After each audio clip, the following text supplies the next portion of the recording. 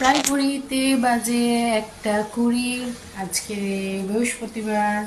তো আমার ঘরে কি কি রান্না হয়েছে সেটা আপনাদের সঙ্গে শেয়ার করবার জন্য আমি চলে এসেছি আপনাদের কাছে ফের থেকে একটা নতুন ভিডিও নিয়ে। সঙ্গে থাকুন, দেখতে থাকুন। চলে এসেছি আজকের রান্নার ব্লগ নিয়ে। প্রথমে আপনাদেরকে দেখাচ্ছি ভাত,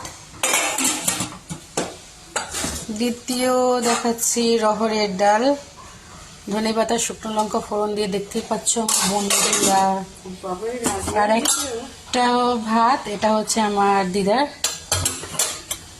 কাঁচকলার কোপ্তা, দেখে নাও, বেগুন ভাজা, কুমড়ো ভাজা,